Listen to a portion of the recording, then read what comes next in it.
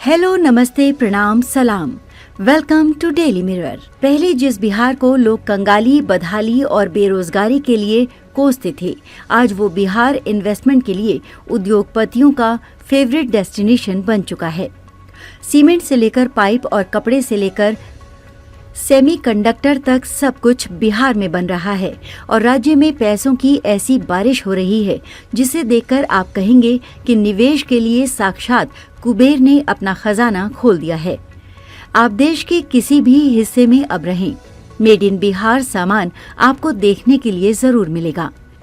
बिहार के उद्योग को अब एक और नया पंख लग गया है।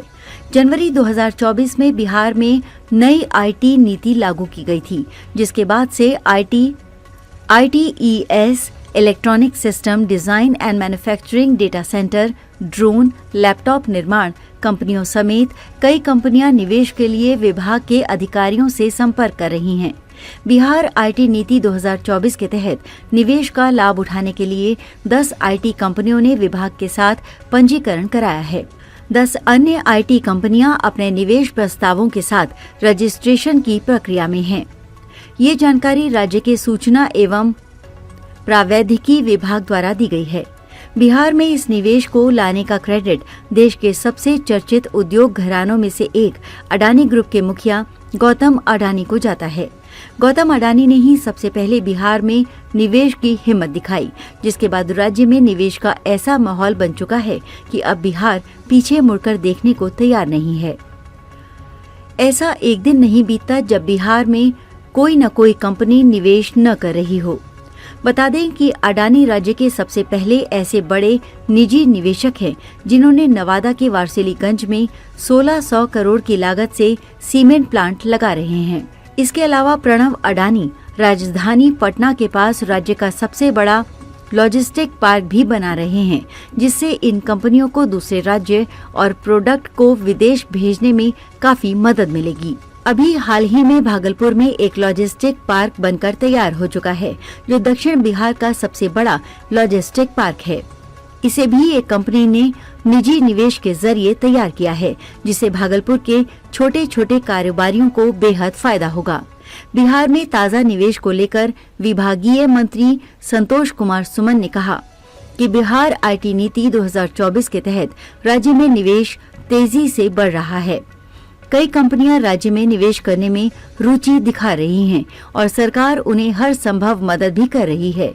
उन्होंने कहा कि हमारा उद्देश्य राज्य में आईटी क्षेत्र में निवेश बढ़ाने के साथ साथ युवाओं के लिए रोजगार सृजन करना है। विभाग के सचिव अभय कुमार सिंह ने बताया कि देश विदेश की कई बड़ी कंपनियां बिहार में निवेश करना चाह रही हैं। कृषि क्षेत्र में ड्रोन के बड़े पैमाने पर इस्तेमाल की संभावनाओं को देखते हुए ड्रोन निर्माता कंपनियां भी यहां अपनी फैक्ट्री लगाने में रुचि ले रही हैं। ड्रोन बनाने वाली बड़ी कंपनी टचेज को शेक भी आवंटित कर दिया गया है। एक टेक कंपनी ने 22 करोड़ रुपए के निवेश के प्रस्ताव के साथ आवेदन किया है और उसे संचालन के लिए शेड आवंटित कर दिया गया है। अभय कुमार सिंह ने बताया कि कई अन्य कंपनियों को जमीन या शेड आवंटित किए जा रहे हैं। साथ ही 4 कंपनियों ने पहले चरण की मंजूरी के लिए आवेदन किया है, जबकि अन्य कंपनियां आईटी विभाग के पास प्रक्रिया में हैं। इस साल तक आईटी सेक्टर से बिहार में 1000 करोड़ रुपए से अधिक का निवेश आने की उम्मीद है। इससे राज्य की अर्थव्यवस्था मजबूत होगी और देश विदेश के बड़े निवेशकों की राज्य में निवेश करने में रुचि बढ़ेगी। इसके अलावा अभी हाल ही में हुई बैठक में 2325 रुपए करोड़ के निवेश प्रस्ताव को मंजूरी दी गई है। इसमें गोपालगंज जिले के कोचाईकोट में एजेपीबी Hathua sugar and bio refinery private limited के क्षमता विस्तार में 1152 करोड़ रुपए का निवेश शामिल है। इस चीनी मिल की वर्तमान क्षमता 2500 गन्ना पेराई दिवस को बढ़ाकर 5000 टीडीसी करने का प्रस्ताव है। इसी तरह वैशाली जिले के लालगंज में पैरामोन लिमिटेड साबुन और शैम्पू इकाई स्थापित करने जा रही है।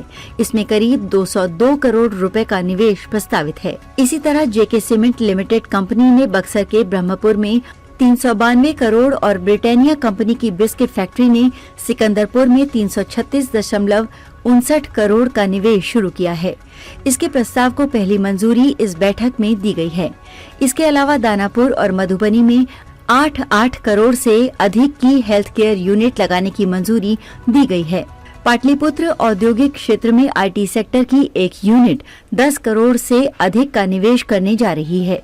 हाल ही में 57वीं राज्य निवेश प्रोत्साहन परिषद ने 2 करोड़ से अधिक के 60 प्रस्तावों को प्रथम स्वीकृति दी गई थी। इसमें संभावित पूंजी निवेश 2325 करोड़ का निवेश प्रस्तावित है। परिषद की हाल ही में हुई इस बैठक की प्रोसीडिंग जारी हुई है। प्रोसीडिंग के अनुसार सेक्टर वाइज प्रस्ताव और संभावित निवेश राशि नीचे टेबल में दिए गए हैं। आज के लिए बस इतना ही। अगर आपको ये वीडियो पसंद आया तो इसे लाइक करें, शेयर करें, कमेंट करें और अपने चैनल को सब्सक्राइब करना ना भूलें।